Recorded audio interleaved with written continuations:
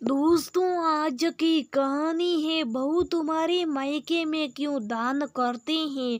दोस्तों, कहानी शुरू करने से पहले अगर हमारे चैनल को सब्सक्राइब नहीं किया हो तो कर लीजिए ताकि आपके पास पहुंचे हर रोज नया वीडियो।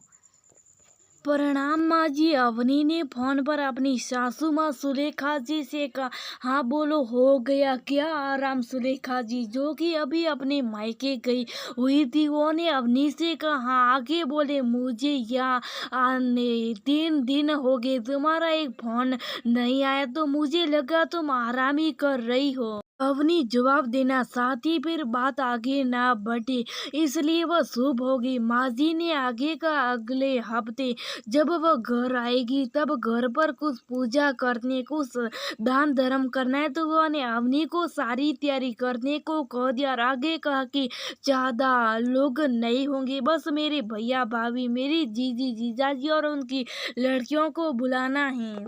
फोन रखने के बाद अवनी सोच रही थी कि माँ जी को ऐसा क्यों लगता है कि मैं दिन भर बस आराम ही करती हूँ। घर के सारे काम, ससुर जी की देखभाल, बच्चों की पढ़ाई, सभी के पसंद का खाना बनाना, साथ में मेरे ऑनलाइन कोचिंग क्लासेस चलाना और भी कितने काम होते हैं मुझे।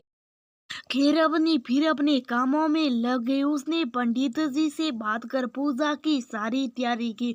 सुलेखा जी ने कहा कि वह पूजा के पहले दिन ही अपने मायके वालों के साथ आएगी। अवनी को तो पहले से पता ही था कि उससे ये सारी तैयारियां करनी होगी। पूजा के पहले दिन शाम में सब लोग आ गए। अवनी ने पहले से सारी घर सलीके से सजा रखा था। पूजा की सामग्री के साथ साथ फल फूल, सब्जियां, मिठाइयाँ, हर छोटी बड़ी चीजों का ध्यान रखा था। माँ जी ने सब पर अपनी नजर घुमाई और गर्व से अपने मायके वालों को दिखाई। फिर अवनी ने कहा, माँ जी मैंने तो एक बार ताई जी को कल पूजा में आने के लिए कह दिया है, पर आप भी और एक बार कह दे तो अच्छा होगा। पर माँ जी ने बात को टाल दिया। देर रात तक सब बातें कर रही थी और इधर अवनी दूसरे दिन के खाने की प्राथमिक तैयारियों में लगी थी। अवनी जो भी करती पूरे दिल से करती। फिर दूसरे दिन पूजा अच्छी से संपन्न हो गई। माँ जी ने सब ब्राह्मणों को ना सिर्फ बता बता कर बल्कि जता जता कर दान दिया। साथ ही उनकी खुद की तो कोई बेटी थी नहीं, तो अपनी बहन की बेटियों को भी खूब दिया और अपनी बहू अवनी को दान देने का पाठ भी पढ़ाया। 2 दिन बाद सब लोग अपने अपने घर लौट गए। शाम का वक्त, अवनी के पति आलोक भी ऑफिस से घर आ चुके थे। तब सुलेखा जी ने अवनी से कहा, देखा कितना अच्छा लगता था दान धर्म करना, पर तुम्हें क्या पता होगा तुम्हारे खानदान में थोड़ी ऐसा कुछ होता है, तुम लोगों को तो सही गलत का फर्क नहीं पता।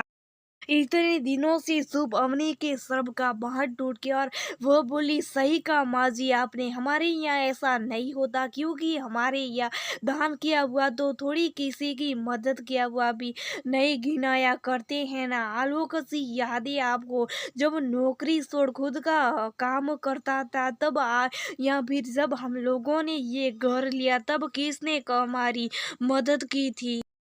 बस बहुत हुआ, तुम मुंह से बात मत करो। वैसे भी तुम और तुम्हारे माँ बाप क्या जाने दान देने का फायदा। ऐसे कहती हुई माजू ने दूसरी तरफ मुंह घुमा लिया। पिछले 10 सालों से यही तो होता आया था उस घर में, पर अवनी ने ठान लिया था कि वह अपनी मन की बात माजी तक पहुंचाती रहेगी। वह अपने कमरे में आ गई और उसने माजी को मैसेज किया। उसने लिखा, प्रणाम माँ जी, आप सही कहती हो, हमें क्या पता क्या सही क्या गलत, पर आप तो जानती हो ना, आप साथ ही तो ताई जी की बेटी जो कि इसी शहर में रहती है, उन्हें भी पूजा के दिन बुला सकती थी, पर आपने उन्हें बुलाना तो छोड़िए, ताई जी तक एक फोन भी नहीं किया। क्या वो सही था? आपको याद है कि एक बार आपको मासी जी के साथ कहीं घूमने जाना था, पर तब आपका अपना पोता अस्पताल में भर्ती था, लेकिन आप उसे वैसे ही हाल में छोड़कर चली गई थी। क्या वो सही था? अगर तब आप उसके पास होते तो शायद आपको किसी पूजा में किए दान से भी ज़्यादा फल मिलता। आप हर बार घर में पूजा का आयोजन करती है, पर उसमें आपका क्या सहयोग होता है ना? आप कुछ तैयारी करने में मदद करती है ना, अपनी बचत की जमा पूंजी लगाती है, लेकिन हर बात का श्रेय आप ही ले जाती है। और रही बात मेरे मायके वालों की, तो उन्होंने मुझे जिम्मेदारियों से भागना नहीं बल्कि उन्हें निभाना सिखाया। इंसानियत का पाठ पढ़ाया, अपने कर्म को ही अपनी पूजा माना सिखाए। झूठे दिखावे के दान से ज्यादा अगर हम सच्चे बने रहे, दूसरों को मान सम्मान दे और लालच छोड़े, अपने कर्म करते हुए किसी की मदद करे, तो क्या वह किसी दान से कम है? और हाँ माँ जी, किसी को जानबूझकर जताकर घृणा कर और किसी को निशाधिकार किए हुए ऐसे दान का क्या फायदा? अगर मेरी बात का बुरा लगा हो तो मुझे माफ कर दीजिए। और अवनी ने वो मैसेज माजी को भेज दिया। थोड़ी देर बाद ये अवनी समझ गई कि माजी ने वो मैसेज पढ़ लिया था। साथ ही उसने उस मैसेज की एक कॉपी अपने पति आलो को भी भेज दी, ताकि उन्हें भी पता चले कि आखिर उसने माजी से क्या कहा। अब अपनी को काफी हल्का महसूस हो रहा था। फिर वो किचन में आई, उसने खाना बनाया और सबको परोसा। वैसे तो आज सारे घर में सन्नाटा था, पर अवनी के जीवन में शांति थी।